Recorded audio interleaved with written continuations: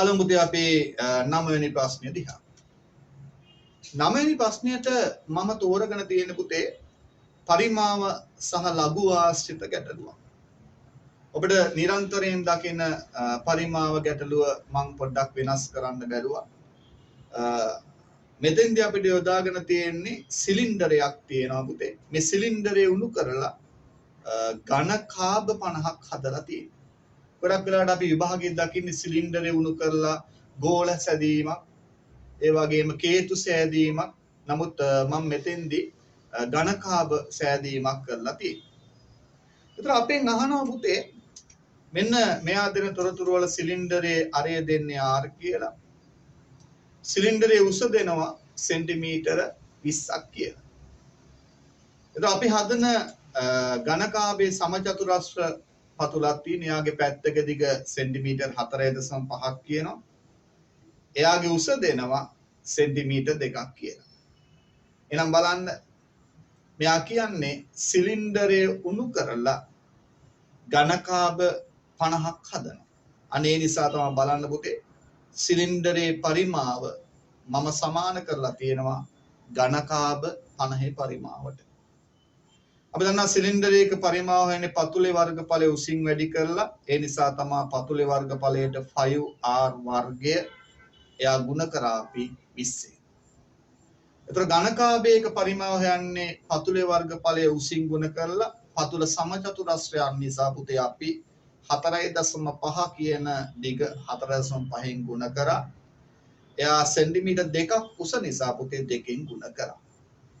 ඒ වගේ ඝන කාබ 50ක් හදපු හින්දා අපි ඒ උත්තරය 50න් ගුණ කරා.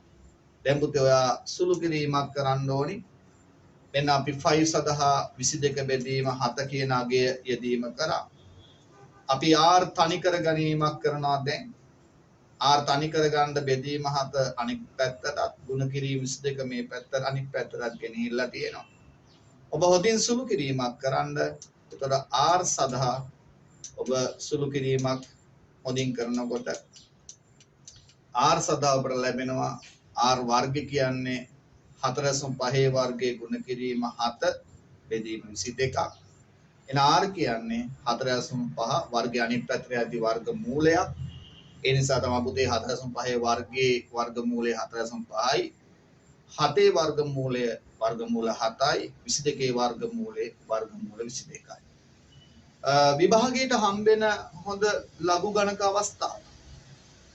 දැන් ඔබට ගන්න දෙයක් තමයි ඔබ ප්‍රශ්න පත්‍ර මේ වෙනකොට ගොඩක් ලියන දරුවෙක්. මෙන්න මේ ප්‍රකාශයට ලඝු ගණක වගුව භාවිතයෙන් සුළු කිරීමක් කරන්න ඕන. එහෙනම් බලන්න පුතේ අපි ලඝු ගණක වගුව භාවිතයෙන් සුළු කිරීමට ලඝු යෙදීමක් කරලා තියෙනවා. බලන්න ලඝු යෙදීමේදී අපි දන්නවා වර්ගමූල ලකුණ කියන්නේ භාගේ බලය. අපි දන්නවා ලඝු යෙදීමේදී බලයක් අපි ලඝු වචනෙන් ඉස්සරහට ගන්න පුළුවන්.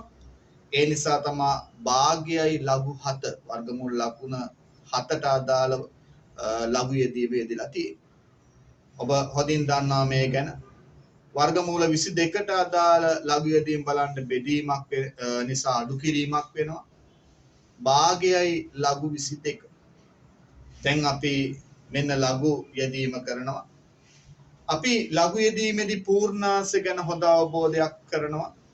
පූර්ණ සංඛ්‍යා 1යි නම් අපි දන්නා පූර්ණාංශ දන්නේ බිඳුව. ඒ නිසා පුතේ බලන්න 4.5 ලඝු බලද්දී පූර්ණාංශයේ බිඳුව. මොකද පූර්ණ සංඛ්‍යා 1යි. 7 ලඝු බලද්දී බලන්න පූර්ණාංශයේ බිඳුව. 22 ලඝු බලද්දී බලන්න පූර්ණාංශයේ 22 කියන්නේ පූර්ණ සංඛ්‍යා 2ක්. ඒ නිසා පූර්ණාංශයේ 1. මම ආයෙත් කියනවා 4 පූර්ණ සංඛ්‍යා 1ක් නිසා පූර්ණාංශයේ බිඳුව. 7 පූර්ණ සංඛ්‍යා 1ක් නිසා පූර්ණාංශයේ බිඳුව. 22 පූර්ණ සංඛ්‍යා 2ක් නිසා පූර්ණාංශයේ 1. භාග්‍ය බලයෙන් ගුණ කරන්න ඕනි. දැන් ඔබට තියෙන්නේ අර ලඝු බලපු අගයන් තමයි 45 බිඳුව ඇවිල්ලා තියෙනවා 0.65යි 3යි 2ක්. 70 බිඳුව ඇවිල්ලා තියෙනවා 0.8යි 4යි 5යි 1ක්. 22 බිඳුව ඇවිල්ලා තියෙනවා 0.3යි 4යි 2යි 4ක්.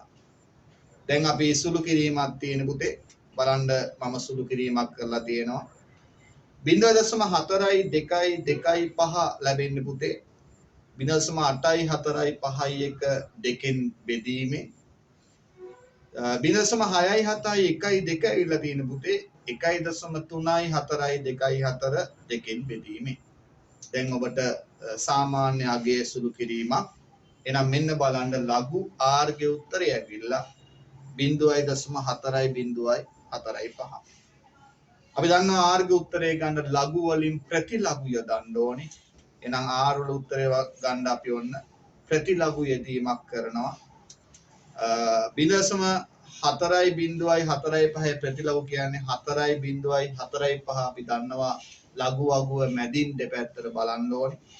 එතකොට ඔබට ඇවිල්ලා ඇත්තේ 25 3 8 ලැබෙන්නේ.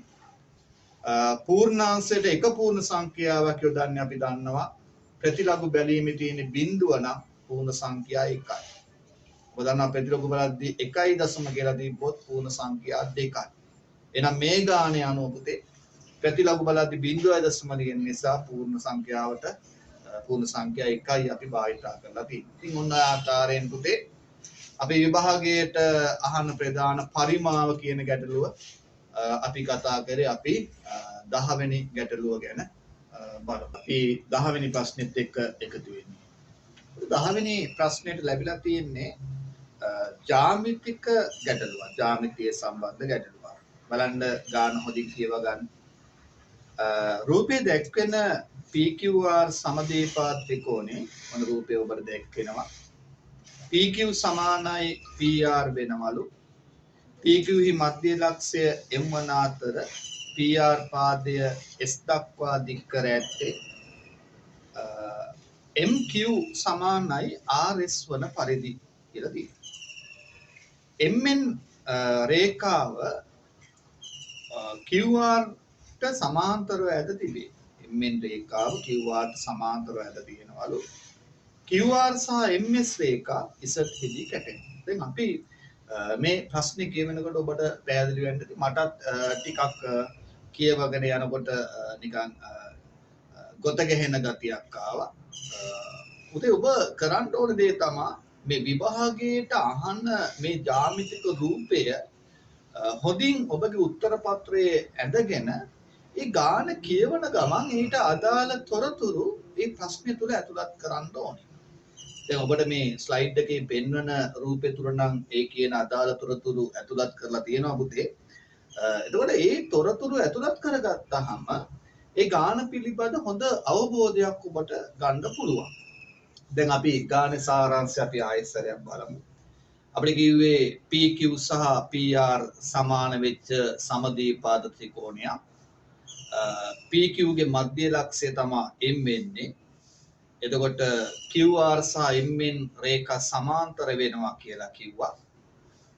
PR රේඛාව දික් කරලා තියෙනවා S දක්වා. එහෙම දික් කරලා තියෙන්නේ QM සහ RS රේඛා දිගින් සමාන වෙන්නේ. බලමු පුතේ අපින් අහන පළවෙනි ප්‍රශ්නය. PN සමානයි NR බවද PN කියන දුර NR දුරට සමාන බව පෙන්වන්නලු. තව ප්‍රශ්නයක් අහනවා පුතේ Z ලක්ෂයේදී MN MS සමච්ඡේදනය වන බවද. තවත් එකක් අහනවා ZR කියන දිග QR දිගින් 4න් එකක් බව. දැන් ජ්‍යාමිතිය ගොඩක් දරුවෝ අකමැති විෂයක් කියලා හිතාගෙන ඉන්නවා. හැබැයි මතක තියාගන්න පුතේ ජ්‍යාමිතිය කියන්නේ අපිට විභාගයේදී බොහොම ලෙහෙසියෙන් ලකුණු ලබා ගන්න පුළුවන් විෂය කොටසක්. අපි බලමු පුතේ පළවෙනි ප්‍රශ්නෙට උත්තරය ලියන්න. ඔන්න රූපයේ තුල අපි සියලු තොරතුරු ඇතුළත් කරලා තියෙනවා. පළවෙනි ප්‍රශ්නෙට කියන්න පුතේ PN දිග NR දිගට සමාන බව. පුතේ බලන්න අපි තොරතුරක් දැම්මා PM MQ ට සමානයි. මේක අපිට ගාන තුල දුන්න නිසා දත්තය කියලා අපි සටහන් කරා. PM සමානයි MQ. ඒ වගේම පුතේ QR MN ට සමාන්තරයි. ඒකත් අපිට ගානේ දුන්න කාරණාවක්. QR සමානයි MN. අන්න පුතේ අපිට තියෙනවා PM MQ ට සමානයි QR MN සමාන්තරයි.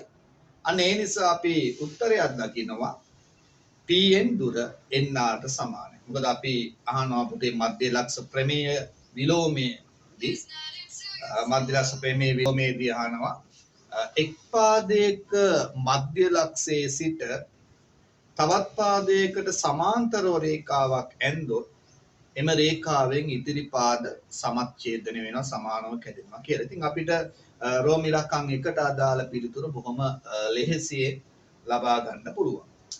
බලමු අපි රෝම ඉලක්කම් 2ට අදාළ ගැටලුව. රෝම ඉලක්කම් 2ේදී අපෙන් අහන්නේ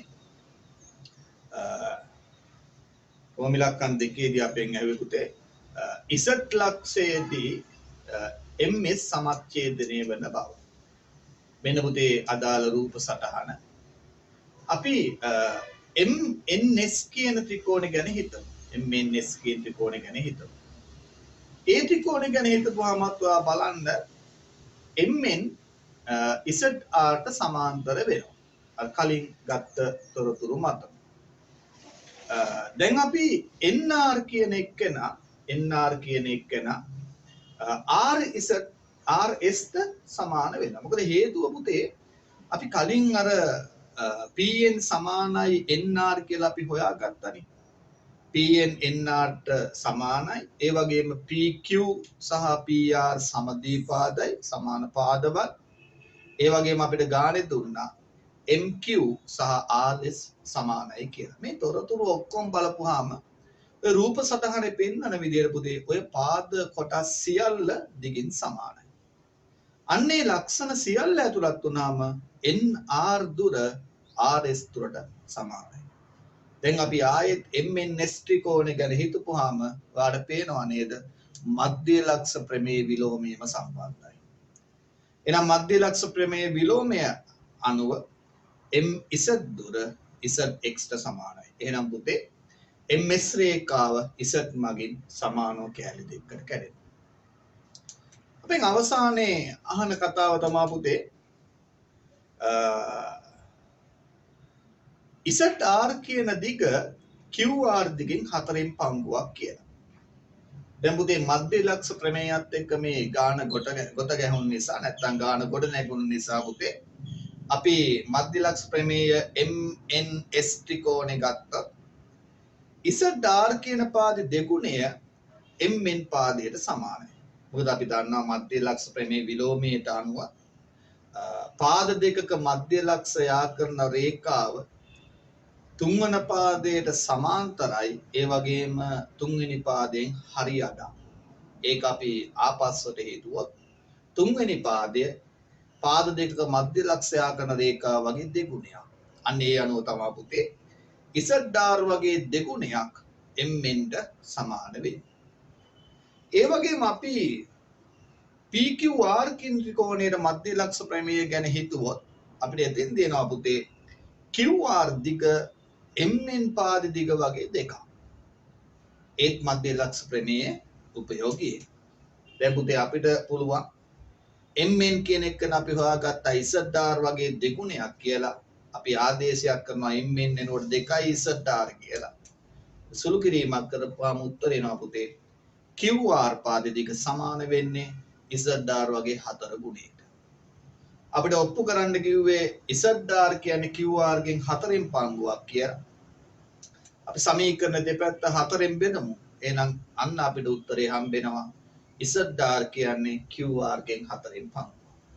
ඔබට පේනවා මේ ජ්‍යාමිතිය ගාන අපිට ඇතුල් වෙනකොට හරි ලේසි පොඩි සුළු කිරීමක් තමයි ඇතුල් වෙන්නේ. හැබැයි ලකුණු ලැබීම බොහොම වේගවත්. එහෙනම් පුතේ ඔන්න ජ්‍යාමිතිය ගාන අපි ඒ ආකාරයෙන් කතා කරේ. අපි 11 වෙනි ගාන බලමු. 11 වෙනි ගානටත් අපිට හම්බෙන්නේ පුතේ ජ්‍යාමිතියේ කොටසක්මයි. මොකද අපි දන්නවා අපේ දෙවෙනි පත්‍රයේ තුල B කොටසේ ජ්‍යාමිතික ගැටලු දෙකක් ඇතුළත් වෙනවා. එහෙනම් බලන්න දෙවෙනි කොටසේ අපිට හම්බෙන දෙවෙනි ජ්‍යාමිතික ගැටලුව රූපයක් දීලා තියෙනවා බලන්න. මේ රූපය අපිට කියනවා ABCD වෘත්ත චතුරස්‍රයක්ලු. මේ වෘත්ත චතුරස්‍රයේ CB පාදය CB ට එහිදී ඇදලා තියෙනවා ස්පර්ශකයක් CB දික් කරලා තියෙනවා දික් කරපුවාම එහිදී ඇදපු ස්පර්ශකේ P හිදී හම්බුනා ආයෙත් බලමු ABCD වෘත්ත චතුරස්‍රයේ CB පාදයේ දික් කරලා තියෙනවා පුතේ ඒ දික් කරු පාදයට එහිදී ස්පර්ශකයක් ඇදලා තියෙනවා මේ ස්පර්ශකය P හිදී හම්බ වෙනවා කියලා තියෙනවා BD කියන්නේ විස්කම්භයක්ලු ABP කෝණයේ අංශක 70ක්ලු BAC කෝණයේ අංශක 25ක්ලු දැන් අපි කලින් කතා කරා වගේ පුතේ අපි රූපය ඔයාගේ උත්තර පත්‍රයේ සටහන් කරගෙන මේ රූපයට අදාළ තොරතුරු අපි ලකුණු කරගන්න ඕනේ. අපි පළවෙනි ප්‍රශ්නේ අහන්නේ ADC කෝණය අගේ. වෙන පුතේ මම අහන ප්‍රශ්න ටික මේ විදිහට අපි දකින්නේ. මෙන්න අපි පළවෙනි ප්‍රශ්නෙට උත්තරේ ලියන්න බලමු. අපි පළවෙනි ප්‍රශ්نين ඇහුවේ පුතේ පළවෙනි ප්‍රශ්නේ ඇහුවේ අපෙන් ADC කෝණය අගේ. බලමු අපි ADC කෝණය අගේ හොයාගන්න විදිහ. දැන් ADC කෝණය අගේ හොයනකොට බලන්න මෙයා ADC කෝණය ABP කෝණය අගේ හරක් ඇත්තේ. ADC කෝණය අගේ අපිට දුන්න 70යි කියලා. ඒක අපිට ගාන තුල දුන්න ගාන. එතකොට ABP කෝණය අංශක 70ක් වෙනවා. ඇයි ඒ? බලන්න ABCD කියන වෘත්ත චතුරස්‍රයේ පාදයක් දික් කිරීමෙන් සෑදෙන බාහිර කෝණය අපි දන්නවා අභ්‍යන්තර සම්මුඛ කෝණයට සමානයි. අනේ අනුව පුතේ ADC කෝණයගේ අපෙන් අහන්නේ අපේ උත්තරේ මාරු වෙලා දී වෙලා තියෙන අපෙන් ABP කෝණයගේ දීලයි ADC අහන්නේ. අපි නැවත උත්තරේ බලමු. මගේ අතින් සටහන් වෙලා තියෙන කෙලින්ම ADC කෝණයගේ හැබැයි අපි ABP කෝණයගේ තමයි දීලා තිබේ. එනකොට ABP කෝණයගේ අංශක 70යි. අපි නිවැරදි කරගමු. ABP අංශක 70යි. අන්න ඒ අනුව තමයි ADC 70ක් වෙන්න හේතුව දත්තේ කියන එක මාරු වෙන්න ඕන.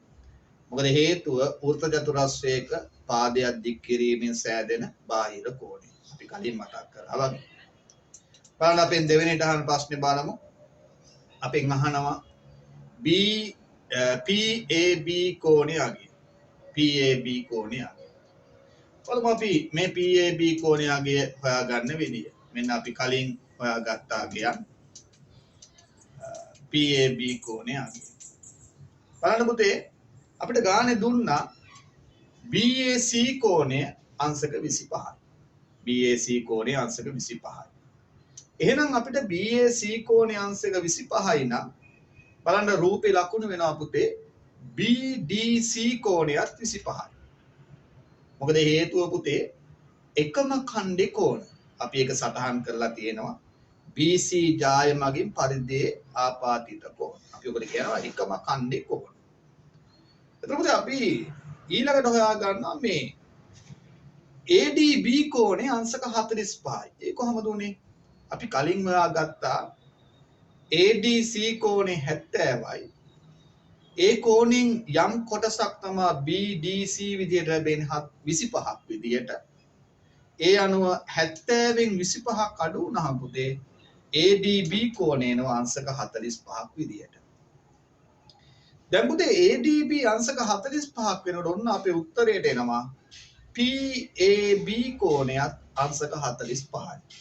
හොඳට රූප දිහා බලන්න රූපේ ලකුණු වෙලා තියෙනවා.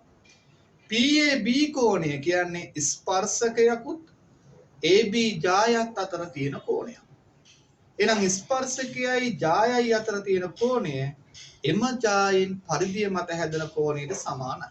අපි ඒකට කියනවා ඒකාන්තර වෘත්තඛණ්ඩ කෝණ කියලා. ආයිත් කියන්න ස්පර්ශකයේ සහ ජාය අතර පිහිටන කෝණය එම ජායෙන් පරිධිය මත හැදෙන කෝණයට සමානයි. එහෙනම් ඒකාන්තර වෘත්තඛණ්ඩ කියන ලක්ෂණය අනුව ADP කෝණය PAB කෝණය අංශක 45ක් වෙනවා.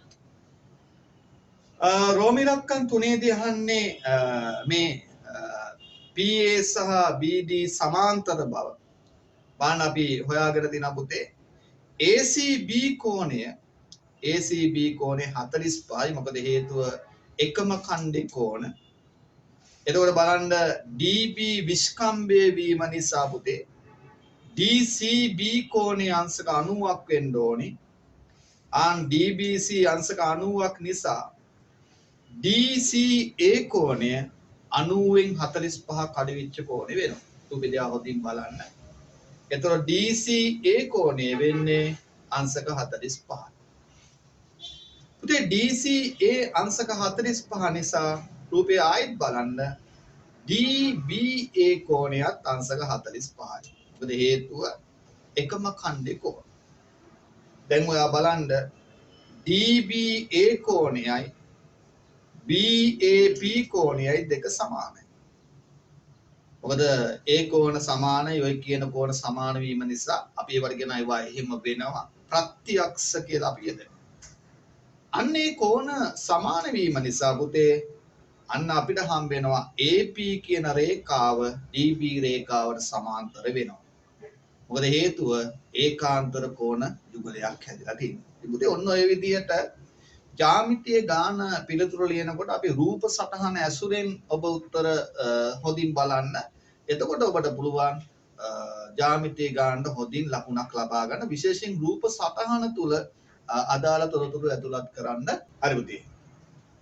අපි ඒකේ තවත් එක කොටසක් අහනවා පුතේ මේ අනුපාතයක් පිළිබඳව ප්‍රශ්නයක් උඩ වෙලා තියෙනවා. දැන් පුතේ රූප සටහන දෙය ආයෙ හොඳින් බලන්න. මම රූප සටහනේ යම් යෙදීම් ටිකක් අයින් කරලා තියෙනවා.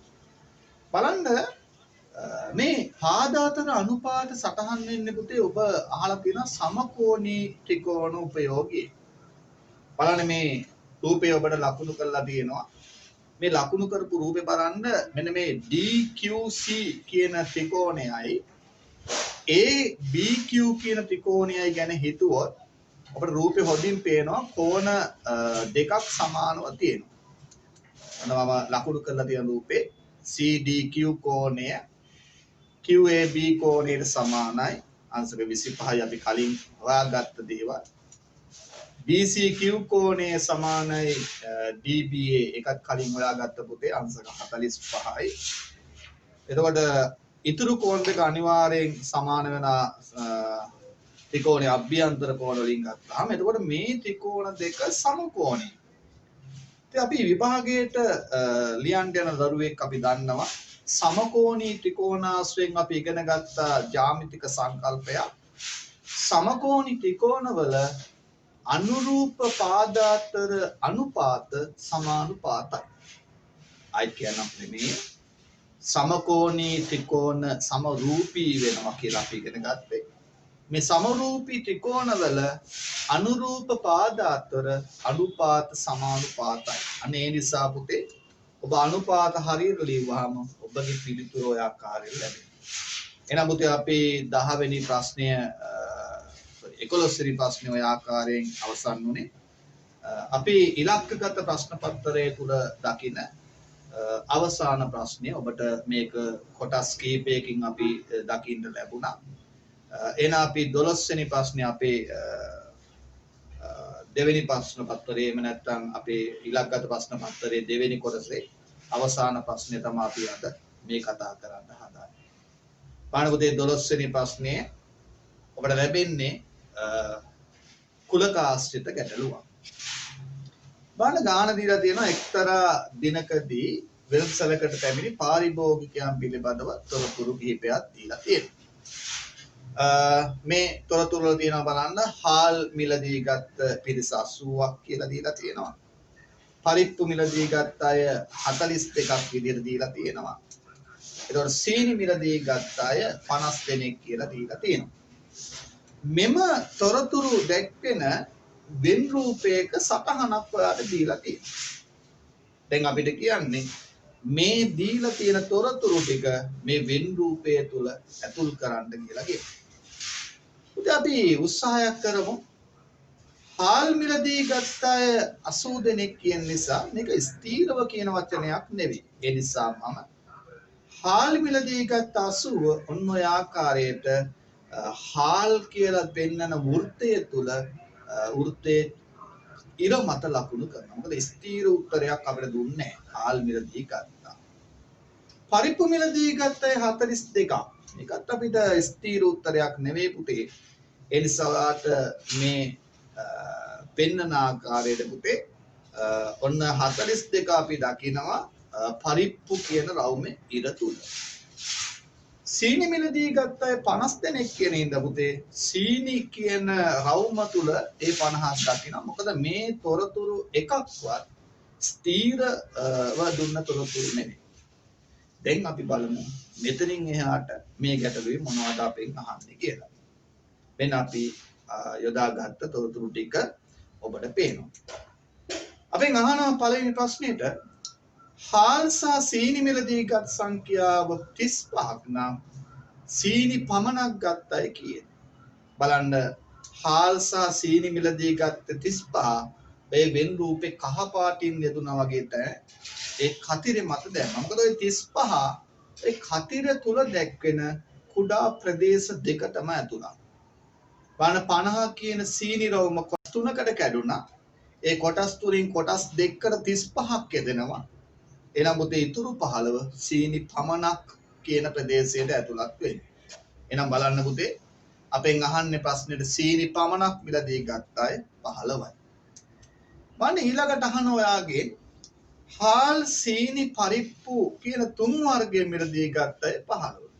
දැන් බලන්න ඔයා දන්නවා මේ වෙන් රූපයේ තුල හාල් සීනි පරිප්පු තුන් වර්ගෙම ඇතුළත් වෙන්න ඕන ඔය දැන් පෙන්නපු රතු පාටින් දැක්වෙන 15. එහෙනම් පුතේ හාල් සීනි පරිප්පු තුන් වර්ගෙ මිලදී ගත්තයි 15යි. අපෙන් ආනේ හාල් සහ සීනි පමණක් මිලදී ගත්තයි. දැන් ඔයා දන්නවා අර 35 ඇතුළත් උනේ ඔය 15ට සහ ඔන්න ඔය හාල් සහ සීනි පමණක් යෙදිච්ච ඉතුරු 20 යෙදිච්ච තැනට. එහෙනම් පුතේ වර්ග තුනම මිලදී ගත්තයි 15ක් කියනවා නම් හාල් සහ සීනි පමණක් මිලදී ගත්තයි 20ක් වෙනවා. එහෙනම් අපේ හාල් සහ සීනි පමණක් මිලදී ගත්තයි 20ක් විදියට යෙදෙනවා. දැන් බලමු පුතේ අපේ තුන්වෙනි කොටසෙන් අහන ප්‍රශ්නේ විල්සල්ට පැමිණි මුළු පාරිභෝගිකයන් ගන්න 105ක් නම් වෙන් රූපේ සම්පූර්ණ කර වෙනත් අවශ්‍යතා සඳහා පැමිණි පාරිභෝගිකයන් ගන්න අහන. දැන් බලන්න මේ වෙන් රූපේ තුල ඔක්කොම 105 දෙනෙක් පෙන්වන්න ඕන. බලන්න හාල් කියන රවුම තුලින් 80ක් පෙන්නනවා. ඒ 80ට පුතේ අර වෙන් රූපයේ පරිප්පු කියන කොටසයි අර සීනි සහ හාල් පමණක් කියන කොටසයි මේ සියල්ල ඇතුළත්. ඕගොල්ලෝ මේ ගැන දන්නවා. ඒ 80ට අමතරව අර 15 සීනි පමණක් කියන 15 එකතු වුණාම දැන් දන්නවා අපිට මේ වෙන් රූපයේ ඇතුල් ප්‍රදේශවල ඔක්කොම ඇවිල්ලා තියෙනවා 95. මම ආයෙත් කියන්නම්. හාල් කියන රවුම තුල යෙදෙන 80 තුලින් වෙන් රූපයේ ප්‍රදේශ බොහොමයක් ඇතුළත්. ඒ 80ට තව 15 එකතු වුණාම වෙන් රූපයේ ඇතුල් ප්‍රදේශ ඔක්කොම අඩංගු වෙනවා. එහෙනම් බලන්න 80 සහ 15 එකතුව 95යි. අපිට කියනවා මුළු පාරිභෝගික 110ක් නම් පුතේ ඒ 95ට බාහිරින් ඉන්න ඕනේ 10ක්.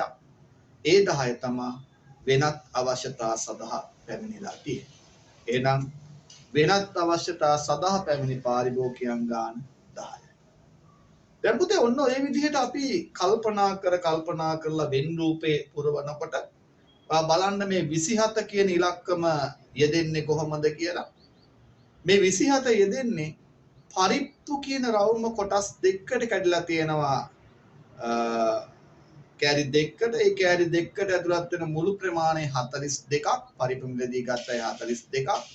ඒ 42කින් 15ක් අඩු වෙලා තව 27 යෙදෙන්නේ. එතකොට 18 කියන ඉලක්කම යෙදෙන්නේ කොහමද? මේ හාල් මිලදී ගත්ත 80 දෙනා කොටස් කිහිපයකට වෙන් වෙවි ගියා.